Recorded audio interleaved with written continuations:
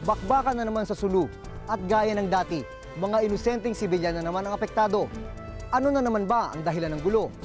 Sa halip na maglaro at magpakasawa sa kanilang pagkabata, kinakalakal na ang mura nilang katawan. Kumustahin natin ang mga bata na paslit pa lang, may responsibilidad ng kumita para sa kanilang mga kapatid at mga magulang. Exact science daw ang mathematics. Pero bakit kaya sa gobyerno natin, iba-iba ang datos? Personal naming inalam. Sinaliksik ang bawat anggulo. Bawat detalye kinumpleto. Lahat ng yan nakatala sa Reporter's Notebook.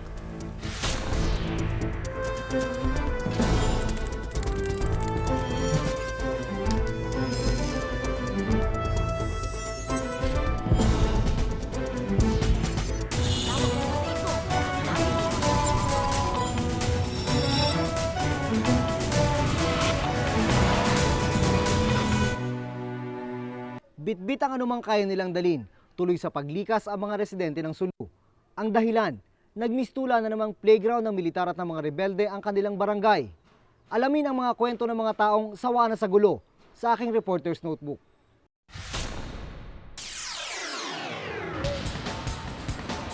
Halos iisa ang sinasabi ng marami kapag binabanggit ang lugar ng Mindanao. Isa naisip ko magulo talaga. Mami. Gera doon.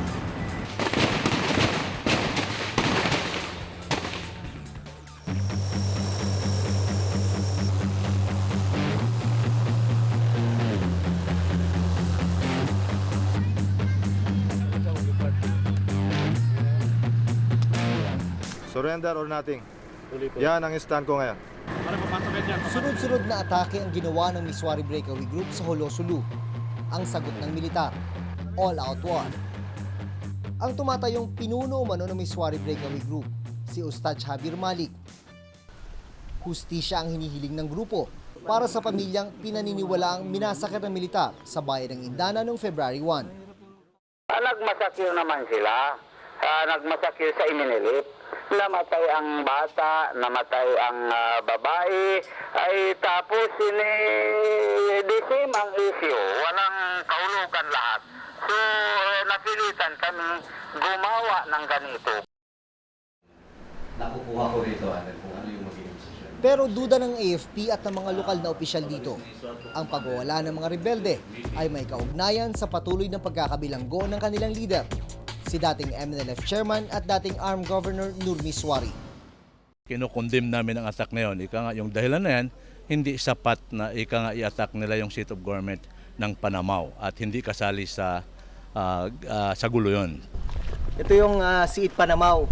Dito yung unang lugar na inatake ng Miswari Breakaway Group at makikita natin yung mga naiwan sa mga ginawa nila rito. Para na itong ghost town. Nakabibingi ang katahimikan. Ang tangi na lang naiwan ay mga bakas na matinding bakbakan.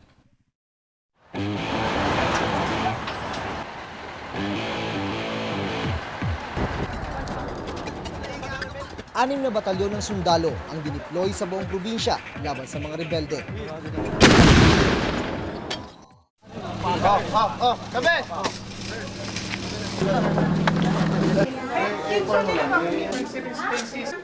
February 10, natsyempohan namin sa Sulu Provincial Hospital ang mga sugatang sundalong ito. Nasabugan sila ng mortar ng mga rebelde.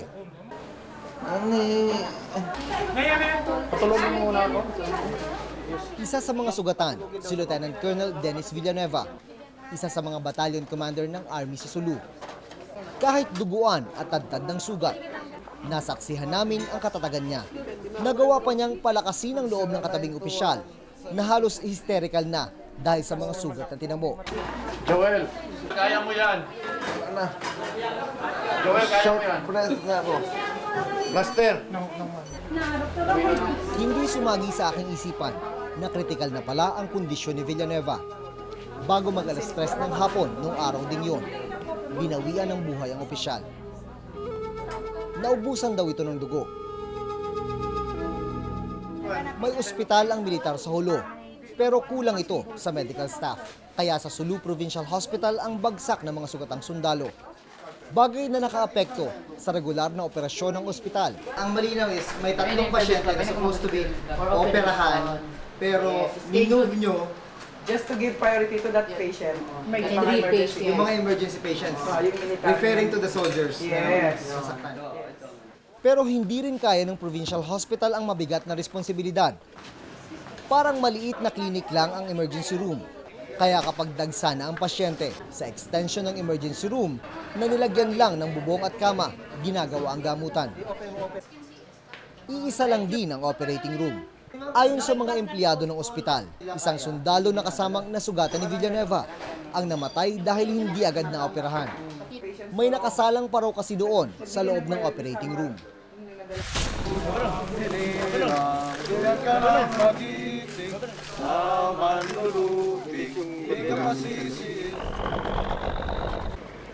Makaraan ng halos 2 linggong opensiba, napatalsik din ang mga rebelde sa kanilang baluarte sa Camp Bitanag, Panamao. Mula February 1 hanggang February 19, mahigit 30 sundalo na ang nasawi. Mahigit 80 naman ang nasugatan. Hindi pa riyan natatapos ang bilangan. May mga inosenteng sibilyan. Sila ang nagdurusa sa gerang wala naman silang kinalaman. Mabilis silang umalis sa Panamao. Karga sa sasakyan ang lahat ng kanilang gamit, pati na rin ang mga alagang hayop para makaiwas sa bakbakan. Ang kadalasan nilang takbuhan, mga evacuation center. Ang mga bata, nagtitiis matulog sa malamig na semento. Yung mga nakikitira naman sa mga kamag-anak, sobrang pagsisiksikan ang pinagtitiisan. Ang tirahan na dati ay para lang sa isang pamilya, ngayon nagiging 10 na ang nakatira. Mas masaklap ang katayuan ng mga kabataan. Nahinto na naman ang pag-aaral ni Al-Najib Paway. 2 linggo na kasing sarado ang kanyang pinapasukang eskwelahan sa Panamao. Kasirang pag-aaral. Dahil ang mga military at basayap ay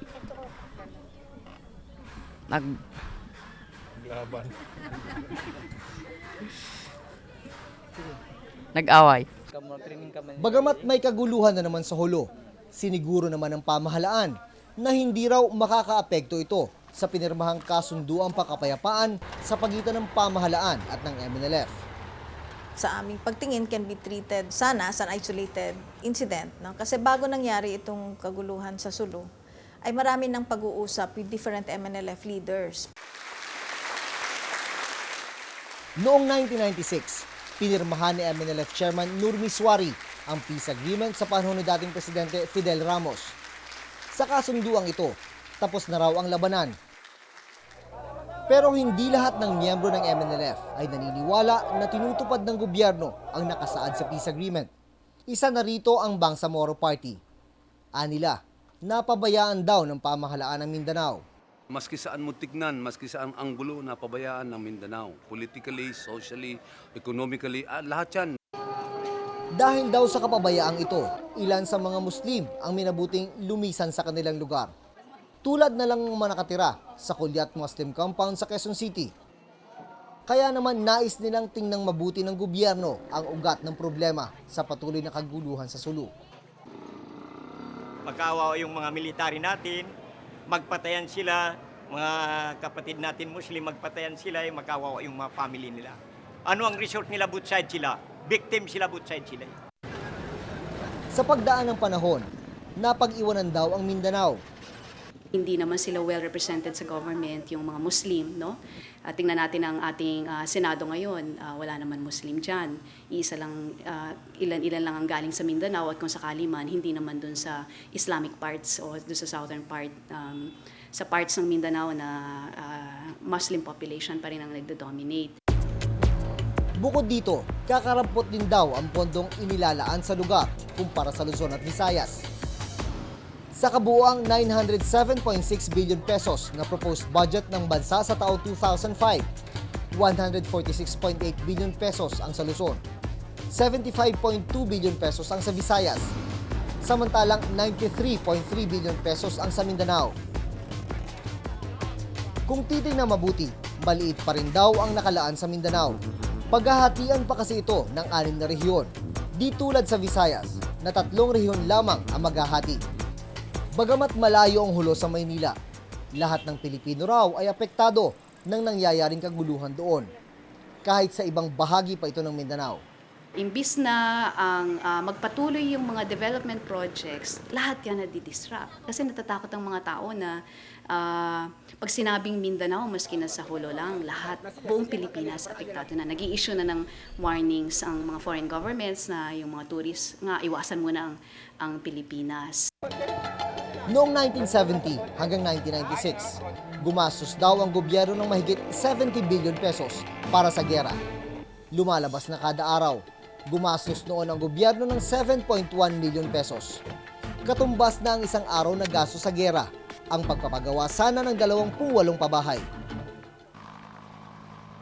4 na beses na akong napunta sa Sulu, pero ngayon ko lang nakita ang itsura nito mula sa itaas. Kamangha-mangha ang ganda ng probinsya. Pwedeng-pwede itong ipangtapat sa mga world-class tourist attraction. Ang problema, ang kadalasang naaalala sa probinsya ay karahasan at kaguluhan. Kaya usad pagong ang pag-udlad ng probinsya. Kung mabibigyan naman ng karapatan ang mga batang nasa Mindanao na pakinggan sila, ito lamang ang panawagan nila. Kapayapaan para sa kanilang kinabukasan. Ako si Jun Veneracion at ito ang nakatala sa aking Reporter's Notebook.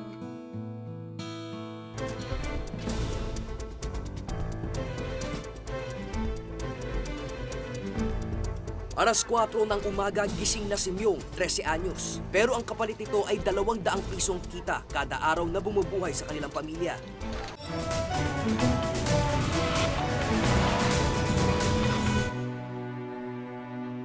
Naroon sila sa dagat, minahan, sakahan o lansangan imbis na sa paaralan. Tinatayang nasa 4 na milyon na sa mga batang Pilipino ang nagtatrabaho sa kanilang murang edad.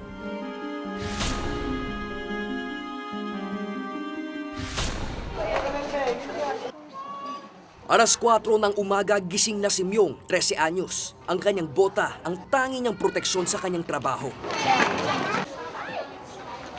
Kasama ang mga kaibigan, inaakyat niya ang pader na 3 beses na mas mataas sa kanya. Shortcut ito sa kanilang opisina. Dito kumukuha ng grasa si Myong at ang kanyang mga kaibigan. Humuhukay sila ng lata, bote at plastik na maibebenta. Nakasusulasok ang amoy ng basura. Tumatalsik pa kuminsan sa kanyang mukha ang katas ng mga nabubulok na pagkain. Pero ang kapalit nito ay 200 pisong kita kada araw na bumubuhay sa kanilang pamilya. Perang pampaaral sa mga kapatid, pambili ng kanilang pagkain at gamot para sa ama. Bakit napunta ka dito? Hindi ka nag-aaral, hindi ka naglalaro na lang, nagtatrabaho ka pa? Sakit po kasi papa ko eh. Kaya po nandito po ako. Ha? Naghahanap buhay. May sakit na TB si Mang Teody, ang tatay ni Myong. Dati siyang nagtatrabaho sa machine shop. Dahil sa usok at mga nalalanghap na kemikal dito, lumala ang sakit hanggang sa tuluyang hindi na makapasok. Ang misis niyang si Aling Teresita ang nagbabantay sa kanya. Lalong ikinasisikip ng dibdib ni Mang Teody na di magampanan ng trabaho bilang padre de pamilya. Naawa po ako sa mga anak ko. Yung parang naisipan ko lang na tatalong na lang ako sa building para hindi ko man makikita ang aking mga anak na naghihirap sa aming paghanap buhay. Hindi na po ako pwede magtrabaho dahil ito po, hindi na po pwede na iwan-iwanan kasi pag oras po sinumpong siya, kailangan po andyan ako sa kasaklolo. 3 sa 5 kapatid ni Myong ang nag-aaral. Samantalang si Myong, dito, sa tambakan ng basura, natutunan ang mga leksyon ng buhay. Ano ba mga pangarap mo sa buhay?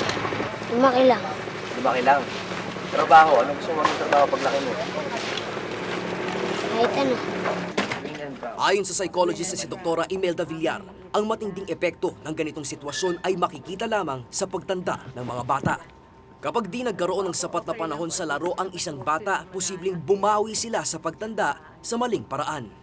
Siyempre, hindi na nila malalaro yung mga laro na, ng mga maliliit na bata. Kaya ano yung mga nilaro ng mga matatanda? Ano? Kung minsan nagiging sexual, kung minsan nagiging, mga drinking sprees, yung mga ganun. Minsan dahil sa sobrang pagka-responsable nila ng bata sila, parang ayaw na nilang maging responsable ngayong pagtanda nila. Kung sino yung... Galit ang maaaring pasanin ng tumandang child laborer ayon kay Dr. Villar. Posibleng sisihin nila ang lipunan, gobyerno at mga taong may posisyon. Kasi meron silang mga feelings of having been oppressed talaga no? So kung minsan dahil sa pagiging maramdamin nila, meron silang strong sense of injustice na parang nakocommit sa kanila. Maaring labanan ng gobyerno, maaring labanan yung mga employer nila, no, yung mga bosses nila, kung sino man ang sa pananaw nila ay nagpapahirap ng buhay nila. Si Gemma, 17 anyos, first year high school lang nang huminto sa pag-aaral. Wala siyang ibang magawa kundi akuin ang responsibilidad ng kanyang mga magulang sa 6 niyang mga kapatid. Dahil hindi nakatuntong ng kolehiyo, tampulan daw siya ng tukso. Sasabihan ka mangmang at di ka nakapagtapos.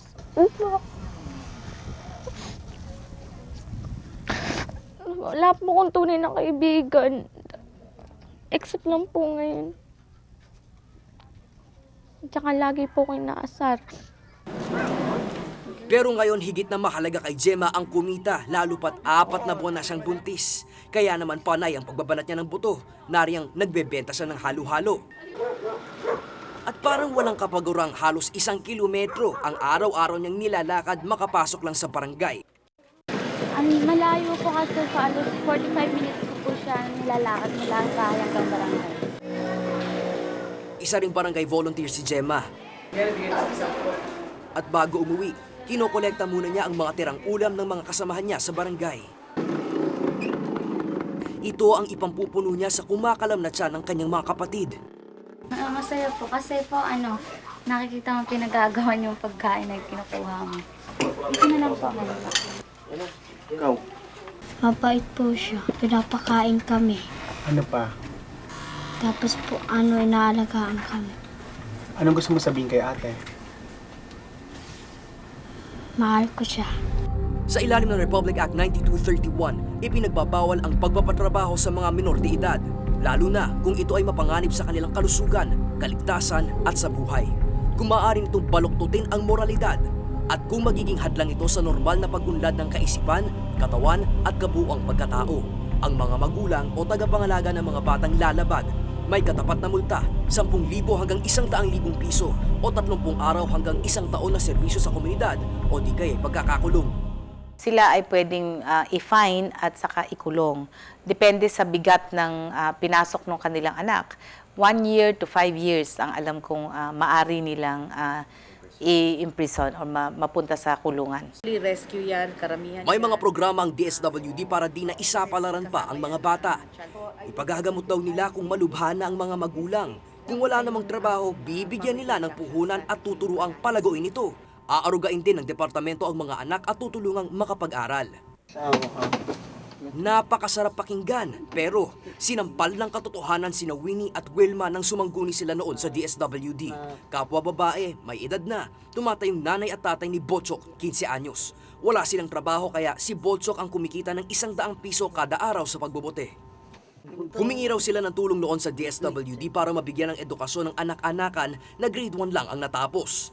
Bago pa man umusad ang diskusyon, pinanghinaan na sila ng loob. Ayon sa social worker na di na nila matandaan ang pangalan, kapag kinupkop at pinag-aral nila si Botchok, baka daw mahawa siya sa mga kalokohan ng iba pang mga batang nasa poder ng tanggapan. Doon na niya walang matututunan ng kabataan doon sapagkat halo-halo ron mga bata ron. Iba-ibang nasyon. Ganun. Ngayon, ang ganun po ba? Siyempre, bilang isang magulang, natakot naman ako. Medyo sumama din ang loob ko kasi, siyempre, ang pagkakaalam ko sa DSWD, pagka dumaing ka, lalo't problema, lalo na nga sa mga katulad ni Butchok, akala ko talaga matutulungan. Pero si Botchok, kontento at masaya sa kanyang sitwasyon. Mataas ang tingin niya sa sarili dahil malaking tulong siya kina Tatay Winnie at Nanay Wilma. Lagi po nila ako inaasikaso. Darating ko, dyan na po paghanda na po nila ako ng hapunan. Mamahinga na po ako. Gisingin po nila ako pag mag-ano ulit, pagkakain. Yan na po sabi ko sa kanila. Nararamdaman mo yung pagmamahal nila? Opo. Sa mga child labor na... Aminado naman si Secretary Dinky Suliman na may mga pagkukulang ang ilan sa kanilang mga tanggapan. Kung hindi man sa Department of Labor, hindi nyo alam, pwede rin magsabi sa DSWD at aming iugnayin ang Department of Labor. Dahil ang ginagawa dyan, nire-rescue sila. Kinukuha sila mula sa ganyang klaseng mga sitwasyon At kami, ang aming bahagi dyan sa effort na yan, ay pagkuha sa mga bata at pagtulong na ma-rehabilitate ulit sila sa pamamagitan ng pagtulong na makapasok sila muli. Para sa mga may nais daw ilapit sa DSWD, maaari raw tumawag o mag-text sa kanilang hotline 0918-912-2813. Ako si Carlo Lorenzo at ito ang nakadala sa aking Reporter's Notebook.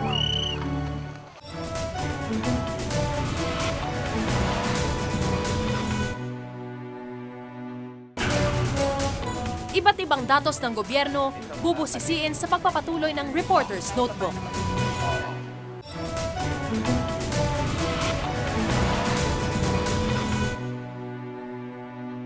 Survey Statistics Demographics. Pagbibilang lang ang nasa likod nito. Pero kung susumahin, iba-iba ang datos ng gobyerno. Kung minsan pa nga'y panahon pa ni Mahoma ang gamit nilang numero. Anong klaseng mathematics ba ang gamit ng ating mga eksperto?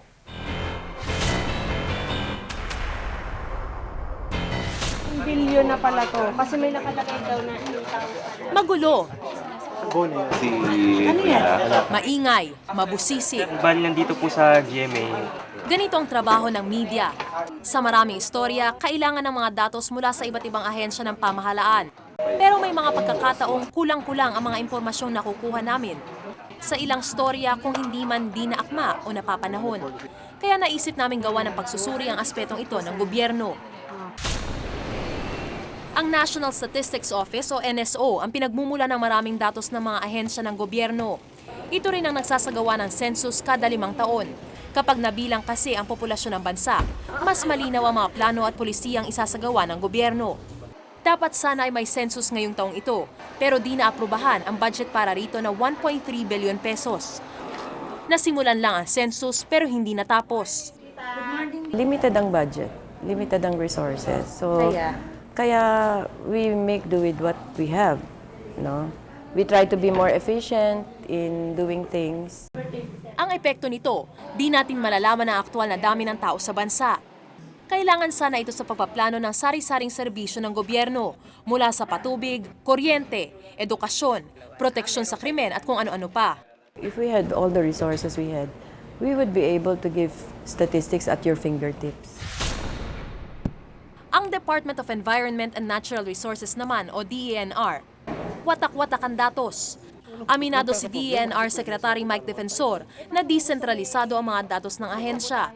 Makikita mo doon, mga luma na, halos masisira na yung mga datos. Kaya ito, isang bagay na one of the things that we will be responding to, para ma-preserve din natin yung information, yung data, and particularly, maiwasan yung kaguluhan. Napakalaki ng DENR. Ang budget nito ngayong 2004 ay umabot sa 4.59 billion pesos. Dapat sana ay mapondohan ang computer database nito. Nakakalat sa 16 na opisina ng DENR ang papeles ng ahensya.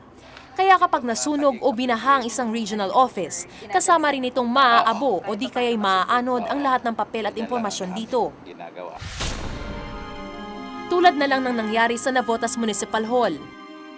June 6, 1998, nang masunog ang Navotas Municipal Hall, natupok ang lahat ng datos at dokumento, kabilang na ang mga birth at death certificate at marriage contract ng mga residente. Ilang birth certificate at marriage contract mula taong 1946 hanggang 1980 lang ang nailigtas. May mga piling certificate naman mula 1981 hanggang 1998 na nakuhanan pa ng kopya mula sa NSO. Pero lahat ng papeles mula 1942 hanggang 1944 at 1990 hanggang 1993 natupok. Kasama rito ang birth certificate ni Mario. Kailangan niya dapat ang birth certificate para sa kanyang SSS at PhilHealth benefits.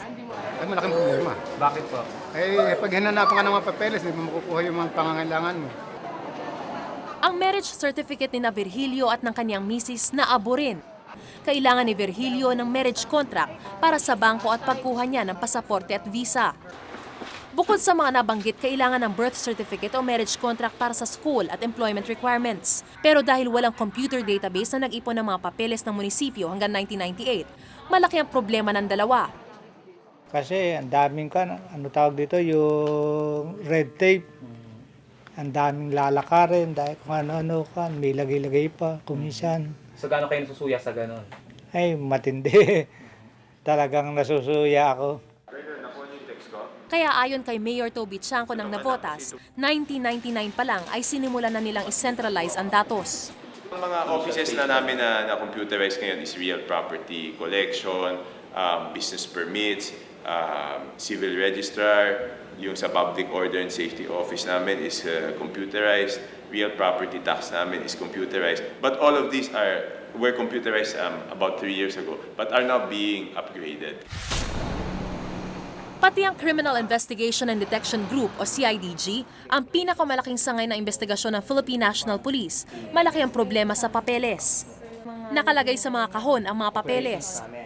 Kaya kapag sinubukan mong maghanap ng datos ng isang kasong hawak na opisina, ito ang mangyayari sa'yo. Lahat ng mga kasong hawak nila hanggang taong 2000 ay nasa bodega, kasama ang mga kasong natabunan, di umuusad at nalimutan na ng korte. Sinubukan naming kunan ng bodega pero confidential daw ang mga laman nito at di pwedeng kunan. Ngunit sakali man pinayagan kaming kunan ng mga ito, hindi pa rin namin ito magagawa, hindi kasi makita ang susi sa bodega. Pero ayon sa CIDG, sinisimulan na nila ang National Computer Information System.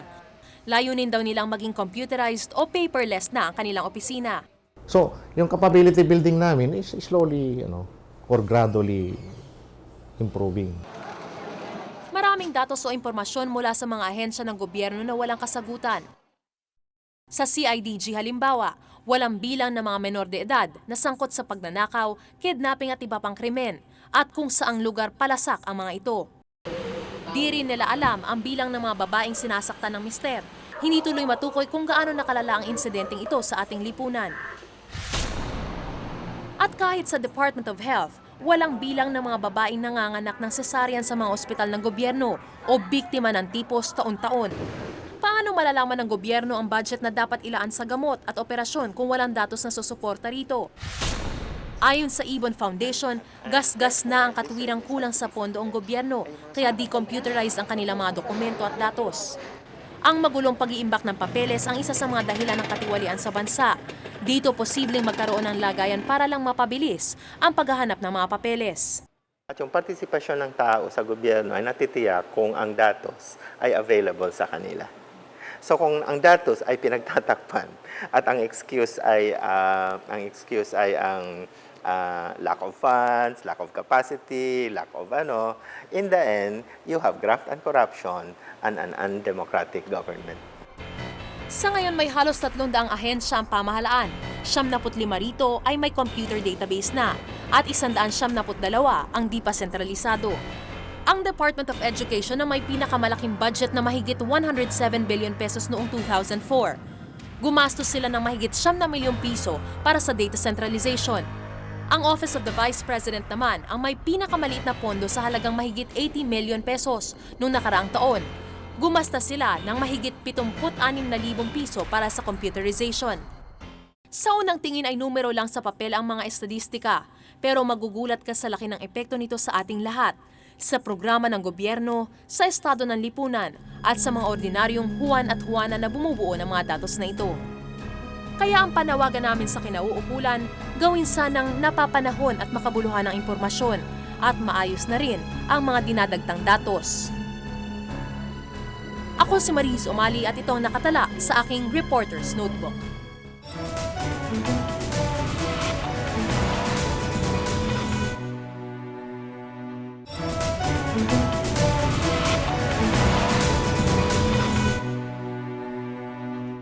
Kung may nais kayong ipasiyasat na isyo o balita, maaari kayong tumawag sa amin sa numerong 928-4239. Maaari rin kayong mag-email sa reportersnotebook@gmanetwork.com. Para sa karagdagang impormasyon, mag-log on sa www.igma.tv. At para sa malalimang pagsiyasat sa mga issue't mga balita, samahan kaming muli sa susunod na Martes. Ako po si Maris Umali. Ako si Carlo Lorenzo. Ako si Jun Veneracion at ito ang Reporter's Notebook.